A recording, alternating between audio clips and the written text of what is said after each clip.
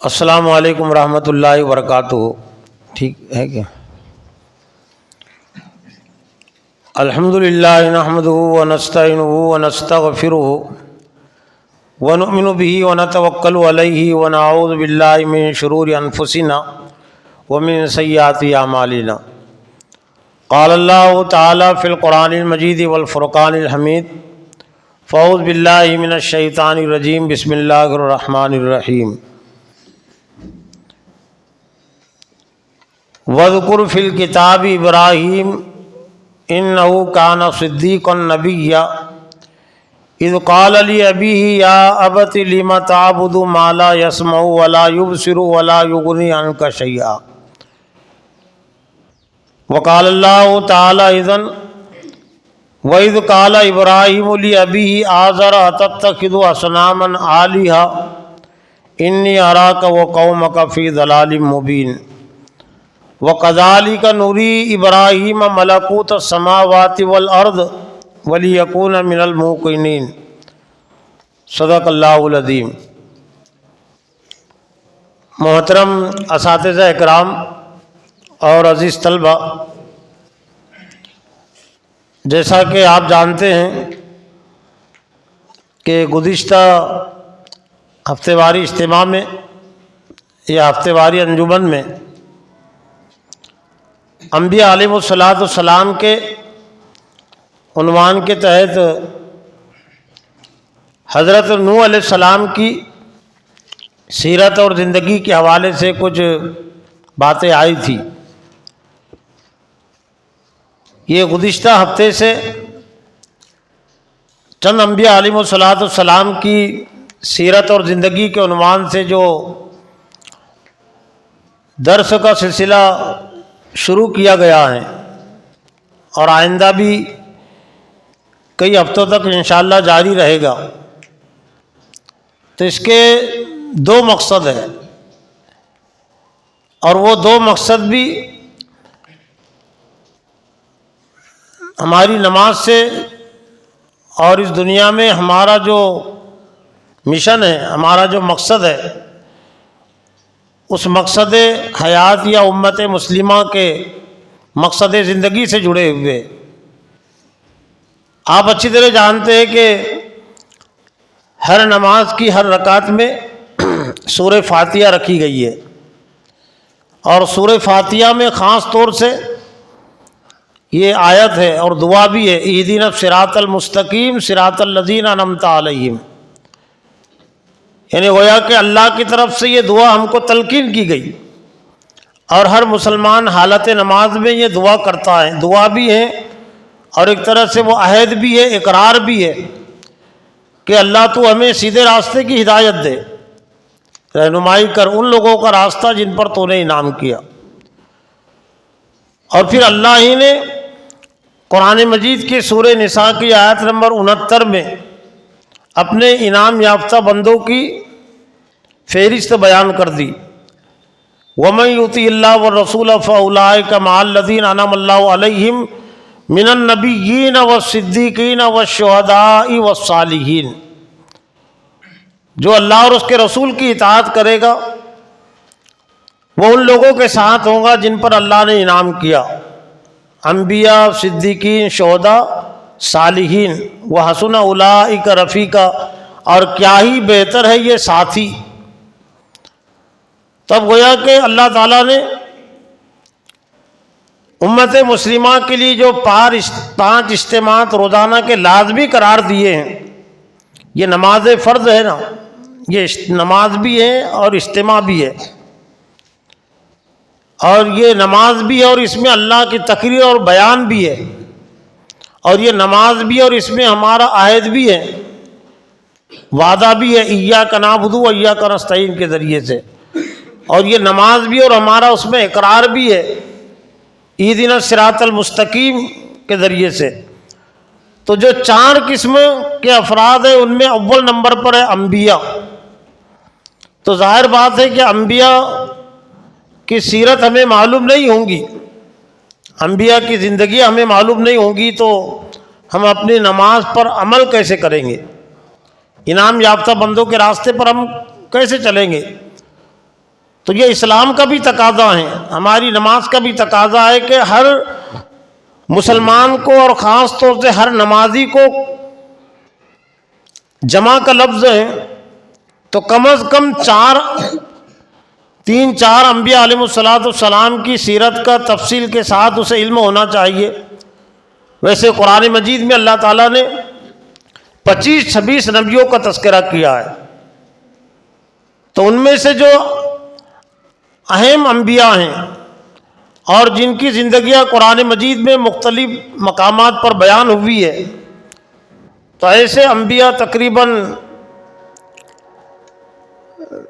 12-15 انبیاء علیہ السلام ایسے ہوتے ہیں جن کا تذکرہ ذرا تفصیل کے ساتھ ہے۔ اور ایک دوسرا مقصد یہ حضرت ابراہیم علیہ السلام کی سیرت کے عنوان سے یا 5 انبیاء علیہ السلام کے عنوان سے جو درس ہے وہ سورہ شورى کی آیت نمبر 13 کے تحت ہے۔ شرع لکم من الدین ما وصی بہ نوح والذی اوحینا الیک وما وصینا بہ ابراہیم وموسیٰ وعیسیٰ ان اقیموا الدین ولا تتفرقوا فیہ، کہ اللہ تعالیٰ نے تمہارے لیے وہی دین جاری کیا جس کی ہدایت اس نے نوح علیہ السلام کو کی تھی، اور جس کی ہدایت اور وہی ہم آپ کو کر رہے ہیں اے محمد صلی اللہ علیہ وسلم، اور جس کی ہدایت اور نصیحت اللہ تعالیٰ نے حضرت ابراہیم علیہ السلام اور موسیٰ علیہ السلام اور عیسیٰ علیہ السلام کو کی تھی۔ تب ایک طرف سے ہماری نماز کی دعا کے لحاظ سے، اقرار کے لحاظ سے تو تمام انبیاء علیہ السلام کی اتباع اور پیروی ہم پر لازم ہو گئی، اور اتباع اور پیروی جانے بغیر ہم نہیں کر سکتے۔ اور یہ سورہ شورى کے آیت نمبر 13 میں اللہ تعالیٰ نے ہمارے لیے جو دین جاری کیا، تو دین کو زندگی میں قائم کرنے کے لیے اور معاشرے میں قائم کرنے کے لیے اور دنیا میں قائم کرنے کے لیے اللہ تعالیٰ نے نمونے کے طور پر، آئیڈیل اور ماڈل کے طور پر، رہنما کے طور پر 5 انبیاء علیہ السلام کو خصوصیت کے ساتھ پیش کیا۔ حضرت نوح علیہ السلام، حضرت ابراہیم علیہ السلام، حضرت موسیٰ علیہ السلام، حضرت عیسیٰ علیہ السلام اور حضرت محمد صلی اللہ علیہ وسلم۔ تب گویا کہ یہ 5 انبیاء علیہ السلام کی سیرتوں کا، زندگیوں کا خصوصی علم ہر مسلمان کو ہونا چاہیے، ہر مومن کو ہونا چاہیے، ہر طالب علم کو بھی ہونا چاہیے، ہر عالم کو ہونا چاہیے۔ ہندی میں ایک لفظ استعمال ہوتا ہے بارہا، مہاپرش۔ مہاپرش کہتے بڑے انسان، بڑے آدمیوں کو۔ تو اور قوموں میں اور دھرموں میں مہاپرش کچھ اور ہو سکتے ہیں اور ہے ان میں الگ الگ، لیکن اسلام میں جو مہاپرش ہے، جو بڑے آدمی ہیں، تو اللہ تعالیٰ نے وہ مہاپرشوں کی 4 قسمیں بیان کی: انبیاء، صدیقین، شہداء، صالحین۔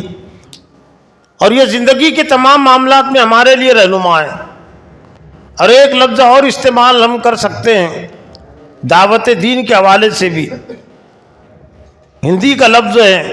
اور وہ بھی مستعمل ہے، جس طرح سے مہاپرش کا لفظ ہے مارگ درشک۔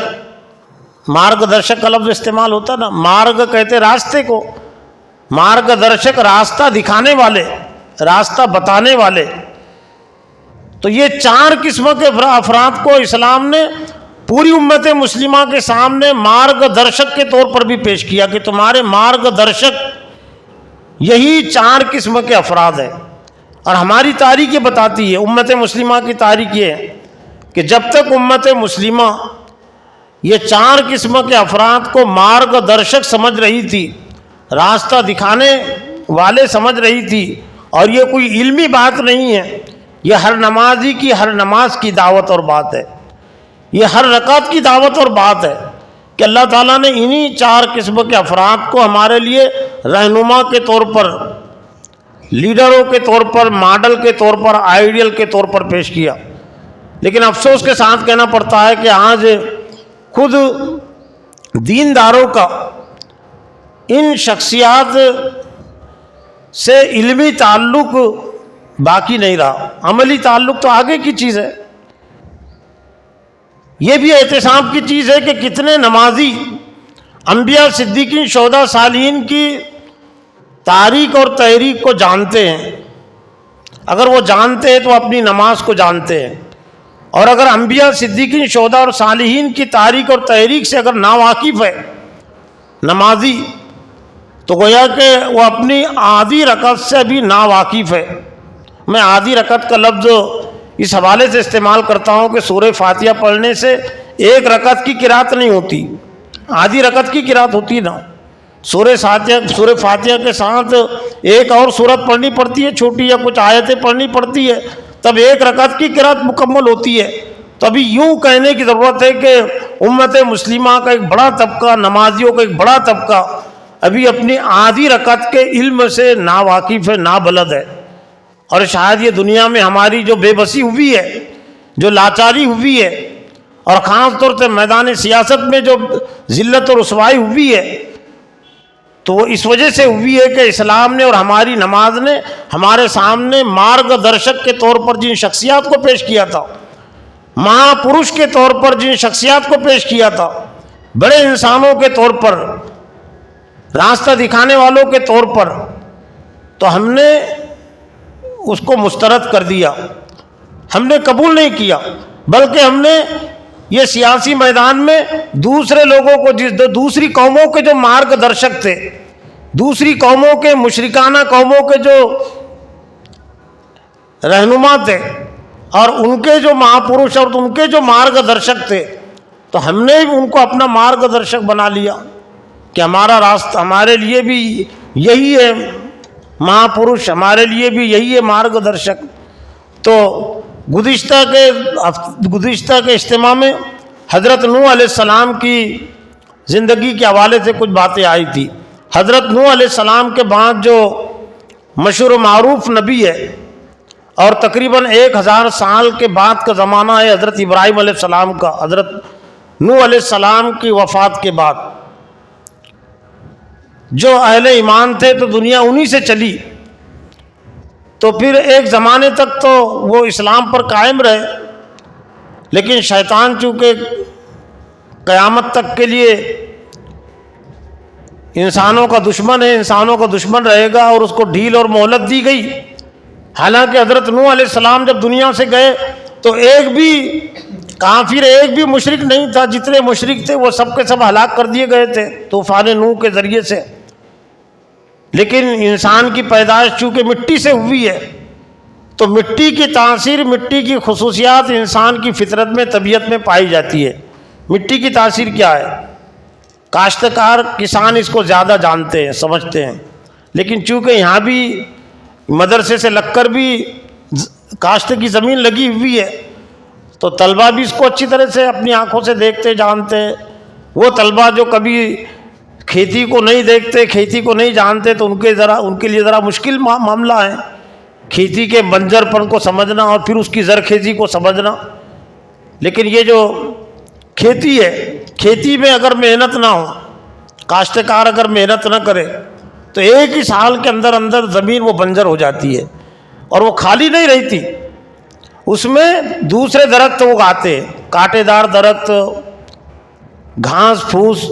سب اس میں اگاتا ہے نا۔ اب یہ 1 سال سے یہاں کاشت نہیں ہو رہی ہے تو اس میں گھاس اگایا۔ اس لیے کاشتکار کو بہت محنت کرنی پڑتی ہے کہ وہ اپنی زمین کو گھاس سے اور کانٹے دار درختوں سے وہ پاک صاف کرتے رہے۔ تو یہی معاملہ انسانوں کا بھی ہے کہ انسانوں کی تربیت کی اور ان کی اصلاح کی کوشش جب کم ہو جاتی ہے یا بند ہو جاتی ہے، تو شیطان پھر انسانوں کے ذہن اور دماغوں میں وہ شرک کے درخت، کفر کے درخت، بے حیائی کے درخت، بے دینی کے درخت، نفس پرستی، خاندان پرستی، ماں باپ پرستی، جتنی بھی شرک کی اس میں ہو سکتی ہے،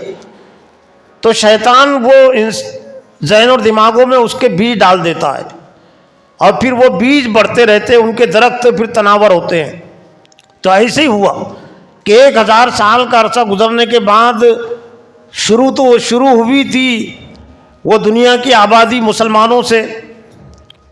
پہلے شروع ہوئی تھی حضرت آدم علیہ السلام سے، تو شیطان نے بہکایا اور پھر شرک میں مبتلا ہوئی. پھر نوح علیہ السلام نے دعوت دی اور اتمام حجت کے بعد پھر چند لوگوں نے ایمان قبول کیا،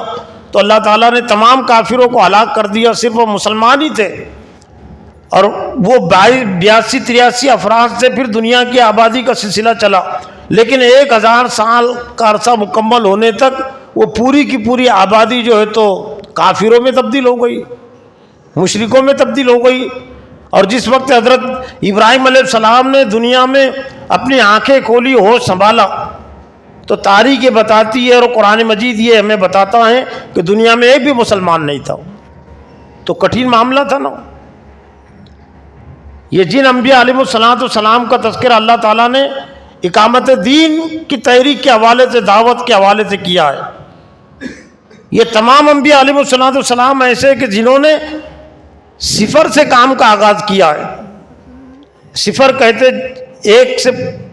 صفر کوئی چیز ہوتی نہیں نا، یعنی نقطے سے کام کا آغاز کیا ہے، صفر سے اپنے کام کا آغاز کیا ہے، تاکہ آنے والی امت مسلمہ دین کے کاموں کے سلسلے میں اپنے آپ کو مجبور نہ سمجھے، اپنے آپ کو مایوس نہ سمجھے. تمہارے سامنے نوح علیہ السلام کی سیرت رہنا چاہیے کہ انہوں نے صفر سے کام کا آغاز کیا تھا، کہ سب کے سب کافر ہو گئے تھے، شرک پرستی، بت پرستی میں مبتلا ہو گئے تھے. تمہارے لیے حضرت ابراہیم علیہ السلام کی زندگی نمونہ عمل ہے کہ جب انہوں نے کام کا آغاز کیا تو دنیا تو تھی کفر شرک سے بھری ہوئی، خود ان کا گھر، ان کے جو والد تھے آزر، وہ آزر بھی بت پرست تھے، بت پرست بھی تھے اور بت فروش بھی تھے، بتوں کو بیچتے تھے. اور نمرود کی حکومت میں ان کو جو عہدہ تھا وہ عہدہ یہی تھا کہ زیادہ سے زیادہ لوگوں کو بتوں کی پوجا پرستی سے جوڑا جائے، مورتی پوجا پرستی سے لوگوں کو جوڑا جائے. تو حضرت ابراہیم علیہ السلام نے جب آنکھیں کھولی تو انہوں نے اپنے اطراف کے ماحول پر نظر ڈالی. تو نظر ڈالنے کے بعد ان پر یہ بات واضح ہوئی، اور یہ اللہ کی سنت ہے کہ جو حقیقت کو سمجھنا چاہتا ہے، برائی سے بچنا چاہتا ہے، تو اللہ تعالیٰ اس کو حقیقت سمجھا دیتا ہے، سچائی اس کو سمجھا دیتا ہے، اور برائی سے اللہ تعالیٰ اس کو بچاتا ہے. تو حضرت ابراہیم علیہ السلام نے جب آنکھیں کھولی تو انہوں نے دیکھا کہ ان کا باپ بھی اور پوری قوم بھی ستاروں کی پوجا پرستش کرتی ہے، چاند کی پوجا پرستش کرتی ہے، اور بھی مورتیوں کی پوجا پرستش کرتی ہے. تو حضرت ابراہیم علیہ السلام اس پر خاموش نہیں رہے. تو حضرت ابراہیم علیہ السلام کی زندگی کو اگر ہم سمجھنا چاہیں تو حضرت ابراہیم علیہ السلام کی زندگی کے 5 عنوان بنتے ہیں، اور وہ 5 عنوان اور 5 موضوعات کے لیے کچھ 5 تقریریں چاہیے، 5 درس چاہیے، لیکن چونکہ صرف وہ خلاصہ پیش کرنا ہے. جو 5 عنوان بنتے حضرت ابراہیم علیہ السلام کی زندگی کے، ان میں سے سب سے پہلا عنوان ہے طلب حق کا، اپنے اندر حق کی طلب اور جستجو پیدا کرنا، جس کو علامہ اقبال نے ایک شعر میں پیش کیا: کھول آنکھ، زمین دیکھ، فلک دیکھ، فضا دیکھ. آنکھ کھول، یعنی آنکھ بند کر کے مت رہے کہ میرا باپ کیا کر رہا ہے، قوم کیا کر رہی ہے، بس مجھے وہی کرنا چاہیے. میرا باپ جو کر رہا ہے، میری قوم جو کر رہی، اور حکومت جو کر رہی، حکومت جو کہہ رہی ہے، بس وہ میرے لیے کافی ہے. یہ ہر دور میں مشرک قوموں کا شیوا رہا ہے. مشرک قوموں نے جو انبیاء کو جو جواب دیا، نتبع ما وجدنا علیہ آباءنا، ہم اتباع اور پیروی کرنے والے ہمارے باپ داداؤں کی، باپ دادا کے طریقے کی اتباع اور پیروی کرنے والے. لیکن کن لوگوں کا یہ جواب تھا؟ مسلمانوں کا جواب نہیں تھا. یہ آج مسلمان جواب دیتے. ایمان والوں کا جواب انبیاء علیہ السلام اور قرآن و حدیث کی تعلیمات کے مقابلے میں زیادہ تر مسلمان کہتے ہیں کہ ہمارے باپ دادا سے جو ہوتا آ رہا ہے، شادی کے سلسلے میں، سیاست کے سلسلے میں، تہوار کے سلسلے میں، میت کے سلسلے میں، پیدائش کے سلسلے میں، تو لوگ مسلمانوں کا جواب، خواتین کا جواب یہی ہوتا ہے کہ ہمارے باپ دادا سے جو طریقہ. تو یہ جواب مشرک قوموں کا رہا ہے. ایمان والوں کا جواب کیا ہے؟ قرآن مجید میں اللہ تعالیٰ نے ایمان والوں کے کردار کو بھی پیش کیا کہ جب ان کو کہا جاتا ہے تو وہ کہتے ہیں کہ ہم نے اطاعت اور پیروی کی اللہ اور اس کے رسول کی. اللہ اور اس کے رسول کی اتباع اور پیروی کرنے والے ہوتے اہل ایمان. تو کھول آگ، زمین دیکھ، فلک دیکھ، فضا دیکھ، مشرق سے ابھرتے ہوئے سورج کو ذرا دیکھ. یعنی علامہ اقبال نے یہ غور و فکر کی تعلیم کی. اور ایک طرح سے یہ علامہ اقبال کا یہ شعر حضرت ابراہیم علیہ السلام کی زندگی سے بھی جڑ جاتا ہے کہ انہوں نے آنکھیں کھولی. دعوت کا ایک اہم تقاضا یہ ہے کہ جو چیزیں پوجی جاتی ہے، جن کی پوجا پرستش ہوتی ہے، تو ان پر گہرائی سے غور کیا جائے، ان پر نظر ڈالی جائے، تجزیہ کیا جائے. حضرت ابراہیم علیہ السلام نے دیکھا کہ سورج کی پوجا پرستش ہو رہی ہے، چاند کی پوجا پرستش ہو رہی ہے. تو یہ سورہ انعام میں اللہ تعالیٰ نے حضرت ابراہیم علیہ السلام کی ابتدائی زندگی کے حال کو بیان کیا کہ وَإِذْ قَالَ إِبْرَاهِيمُ لِأَبِيهِ آزَرَ أَتَتَّخِذُ أَصْنَامًا آلِهَةً إِنِّي أَرَاكَ وَقَوْمَكَ فِي ضَلَالٍ مُّبِينٍ وَكَذَلِكَ نُرِي إِبْرَاهِيمَ مَلَكُوتَ السَّمَاوَاتِ وَالْأَرْضِ وَلِيَكُونَ مِنَ الْمُوقِنِينَ کہ ابراہیم علیہ السلام نے اپنے باپ آدر سے کہا کہ کیا تو نے اور بتوں کو معبود بنا لیا اللہ کو چھوڑ کر. انی اراک و قومک فی ضلال مبین، میں تجھے بھی اور تیری قوم کو بھی کھلی ہوئی گمراہی میں دیکھ رہا ہوں. یہ بڑی بات تھی بہت. کون ہے یہ بات کہہ رہا ہے؟ جو ایک بیٹا ہے ابراہیم نام کا اور اپنے باپ آزر سے، اور جو حکومت میں ایک وزیر ہے، اس سے کہہ رہا ہے کہ اے میرے ابا، میں تمہیں بھی اور تمہاری قوم کو بھی کھلی ہوئی گمراہی میں دیکھ رہا ہوں کہ یہ جو مورتیاں ہیں یہ پوجا پرستش کے لائق نہیں. یہ چاند اور سورج اور یہ ستارے یہ پوجے جاتے تھے، ان پر انہوں نے نظر ڈالی. جب حضرت ابراہیم علیہ السلام نے اپنے اندر یہ حق کی طلب اور جستجو پیدا کی تو اللہ تعالیٰ نے پھر ان کے لیے راہیں کھولی. فلما جن وکذالک نوری ابراہیم ملکوت السماوات والارض، اور اسی طرح سے ہم نے دکھایا، ہم نے ابراہیم علیہ السلام پر کھولا آسمانوں اور زمین کے اقتدار کا راز. حضرت ابراہیم علیہ السلام نے غور کیا کہ آسمان پر جس کی حکومت ہے، زمین پر جس کی حکومت ہے، آسمان کا جو پیدا کرنے والا ہے، زمین کا جو پیدا کرنے والا ہے، تو ظاہر بات ہے کہ آسمان کے نیچے رہنے والی مخلوق کا پیدا کرنے والا بھی وہی ہو سکتا، زمین پر رہنے والی مخلوق کا پیدا کرنے والا بھی وہی ہو سکتا، اور وہی معبود ہو سکتا ہے جو پیدا کرنے والا ہے، معبود بھی وہی ہو سکتا ہے. ایسا تو نہیں ہو سکتا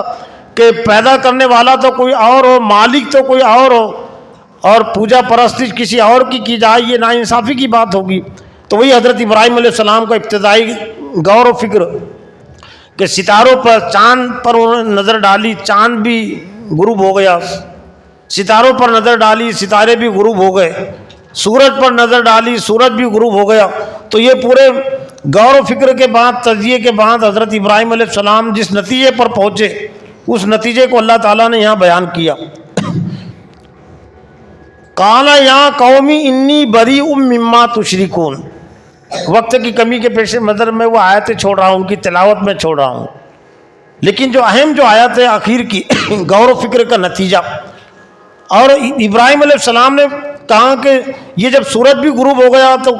قوم سے انہوں نے کہا کہ اے میری قوم، انی بریء مما تشرکون، میں بری اور بیزار ہوں ان چیزوں سے جن کو تم شریک قرار دیتے ہو. یعنی مطلب یہ کہ میں ستارے کو بھی رب نہیں مانتا، چاند اور سورج کو بھی رب نہیں مانتا.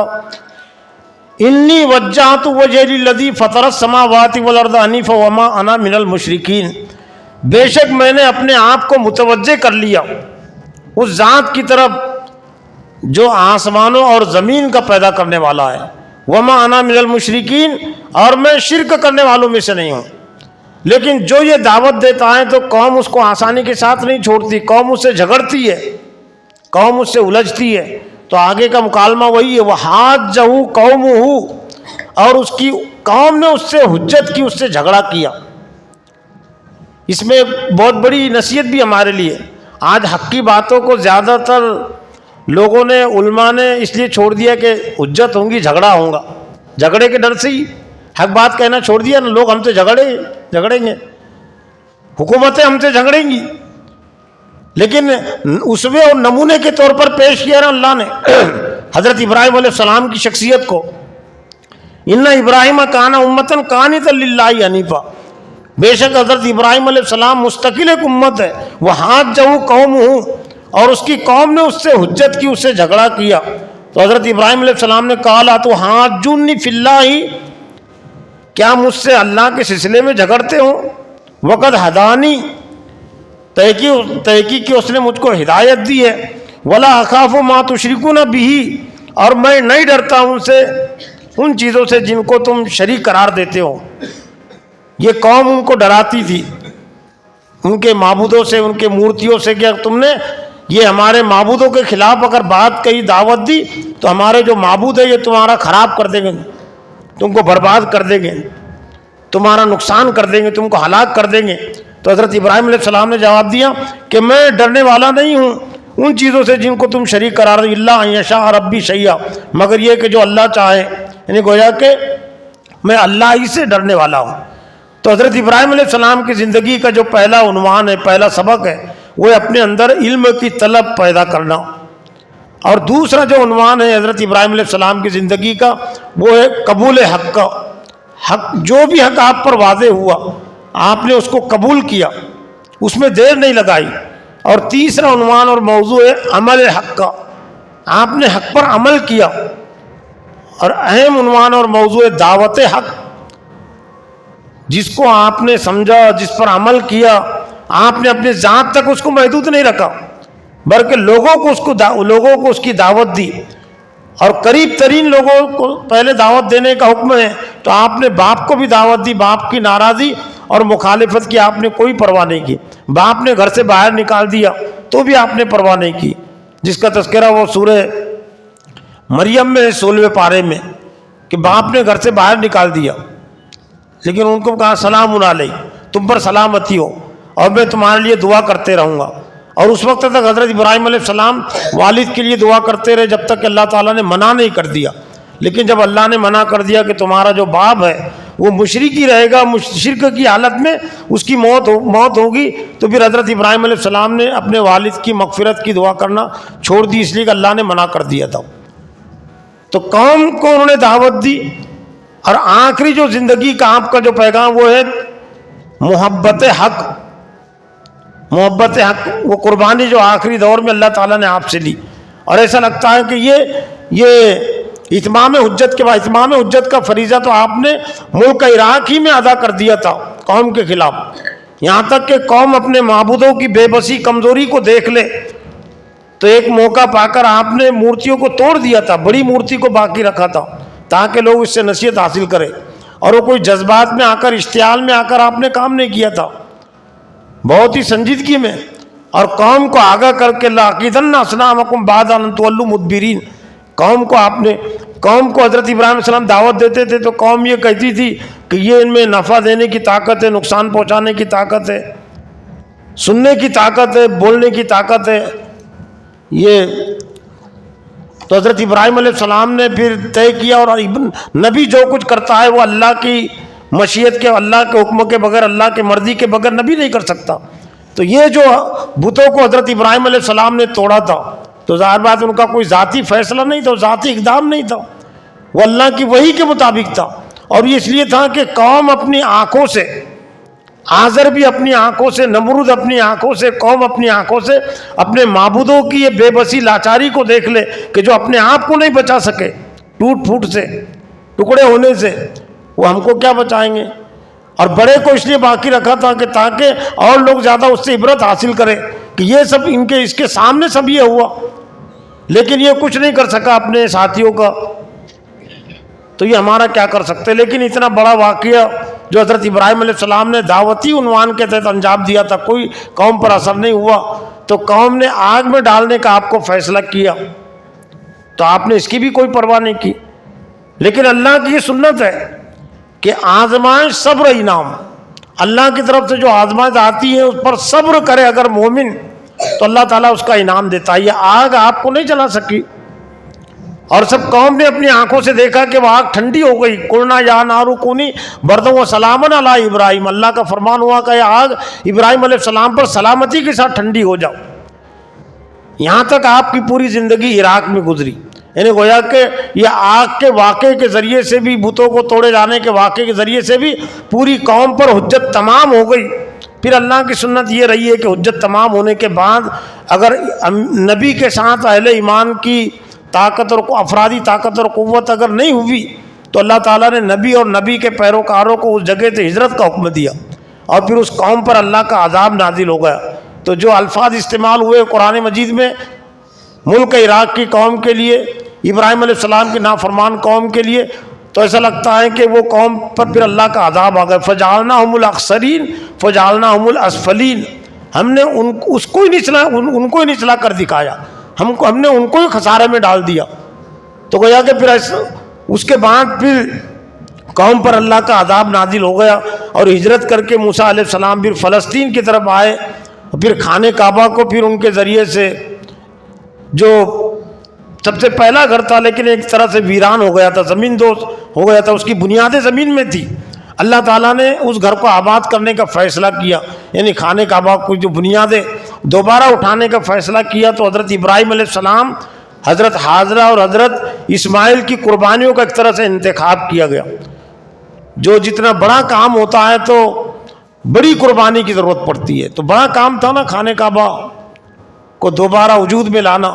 ان اول بیت وضع للناس الذی ببکۃ مبارک وہدی للعالمین، کہ سورہ زمین پر جو سب سے پہلا گھر ہونا وہ خانہ کعبہ ہے۔ تو حضرت ابراہیم علیہ السلام کو جو معمار کعبہ کہا جاتا ہے، وہ اس معنی میں کہا جاتا ہے کہ آپ نے دوبارہ اس کی تعمیر کی، ورنہ حضرت آدم علیہ السلام کے زمانے سے ہی یہ گھر تھا،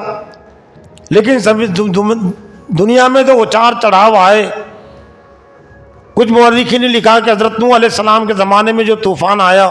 وہ طوفان میں حضرت خانہ کعبہ کی دیوار بھی منہدم ہو گئی تھی، زمین دوز ہو گئی تھی۔ تو بہرحال پھر حضرت ابراہیم علیہ السلام کے ذریعے سے پھر یہ دوبارہ خانہ کعبہ وجود میں آیا، اس کی تعمیر ثانی ہوئی، اور حضرت اسماعیل علیہ السلام جب 12-13 سال کی عمر کو پہنچے تو وہ جو محبت حق کا میں نے تذکرہ کیا، یعنی ایک طرح سے یہ قتال کی متبادل صورت تھی، جنگ کی متبادل صورت تھی۔ پہلے انبیاء علیہ السلام، اور اس لیے متبادل صورت سے آپ کو گزارا گیا کہ اللہ تعالیٰ نے حضرت ابراہیم علیہ السلام کو تمام انسانوں کے لیے امام قرار دیا۔ انی جاعلوک للناس اماما،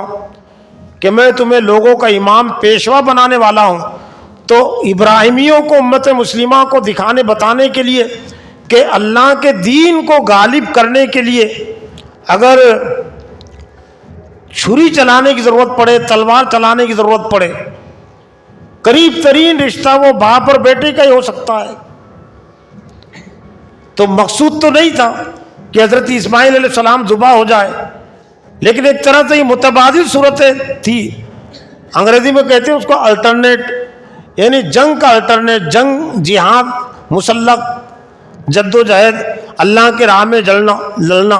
جیسا میدان بدر میں اللہ کے رسول اور صحابہ اکرام لڑے، انہوں نے تلواریں چلائی اور خود اس میں شہید ہوئے اور مخالفین ہلاک ہوئے۔ میدان احد میں بھی جو ہے تو تلواریں چلی اور صحابہ اکرام اس میں شہید ہوئے اور مخالفین بھی ہلاک ہوئے۔ تو ایسی کوئی طاقت اور قوت تو فراہم نہیں ہوئی تھی حضرت ابراہیم علیہ السلام کے ساتھ کہ اللہ تعالیٰ ان کو لڑنے کا حکم دیتا، اور وہ کوئی قوم وہاں تھی بھی نہیں مکہ میں اور فلسطین میں کہ جن سے آپ لڑ سکے۔ لیکن تمام ابراہیمیوں کو، امت مسلمہ کو دکھانا بتانا بھی مقصود تھا کہ اگر اس کا کوئی موقع پیش آتا ہے، مرحلہ پیش آتا ہے، تو اس سلسلے میں بھی تمہیں پس و پیش نہیں کرنا چاہیے۔ لیکن چونکہ امتحان تھا اور اس امتحان میں حضرت ابراہیم علیہ السلام پورے طور سے کامیاب ہو گئے، تو سورہ صافات میں اس کا تذکرہ ہے کہ آپ نے اپنا خواب سچا کر دکھایا۔ قد صدقت الرؤیا انا کذالک نجزی المحسنین، خواب میں آپ کو جو دکھایا گیا تھا، حکم دیا گیا تھا اپنے بیٹے پر آپ چھری چلائے، ابراہیم علیہ السلام اس کے لیے تیار ہو گئے۔ تو اللہ تعالیٰ نے فرمایا کہ آپ نے اپنا خواب سچا کر دکھایا۔ وہ فدیناہ بذبح عظیم، اللہ تعالیٰ نے ایک بدلے میں بڑی قربانی عطا کی، دمبا بھیجا اور پھر اس کو ذبح کرنے کا حکم دیا گیا۔ اور یہ جو ذی الحج کے مہینے میں اور ذی الحج کی جو 9، 10، 11، 12 تاریخوں میں جو جانوروں کی قربانیاں دی جاتی ہے، ان پر جو چھریاں چلائی جاتی ہے وہ اسی طرح سے ایک طرح سے اسی قربانی کی یاد ہے۔ تو حضرت ابراہیم علیہ السلام کی جو زندگی ہے تو قیامت تک کے امت مسلمہ کے لیے نمونۂ عمل ہے۔ 100 سال پر آپ کی زندگی رہی ہے اور ہوش سنبھالنے سے لے کر ایک طرح سے آخر تک مخالفت رہی ہے، لیکن آپ کی زندگی کا ایک دن بھی کم نہیں ہوا۔ جو موت اللہ کے نزدیک طے ہے، کسی کو اگر شہادت کی موت اگر اللہ کے نزدیک طے ہے تو وہ شہید ہوگا، اور کسی کے لیے شہادت کی موت نہیں ہے، فطری موت ہے، تو کوئی اس کو شہید بھی نہیں کر سکتا، کوئی اس کو شہید بھی نہیں کر سکتا، اس کو موت نہیں دے سکتا۔ تو یہ چند باتیں میں نے میری اپنی تذکیر توجہ کے لیے رکھی تاکہ ہماری نمازوں سے ہمارا تعلق رشتہ جڑا رہے، اور یہ جو اقامت دین کی جو تحریک اور تاریخ ہے، اور اقامت دین کی تحریک اور تاریخ میں دعوت میں اللہ تعالیٰ نے جو 5 انبیاء علیہ السلام کو پیش کیا ہے ناموں کے ساتھ، اس میں حضرت ابراہیم علیہ السلام کو تمام ابراہیم علیہ السلام کی زندگی کو ہمیشہ سامنے رکھے اور اس سے نصیحت لیتے رہے، رہنمائی لیتے رہے۔ اللہ تعالیٰ سے دعا ہے کہ اللہ تعالیٰ مجھے بھی اور آپ کو بھی حضرت ابراہیم علیہ السلام کی زندگی کو مزید سمجھنے اور اس سے اپنی زندگی کے تعلق رشتہ جوڑنے کی توفیق عطا فرمائے۔ وآخر دعوانا ان الحمد للہ رب العالمین۔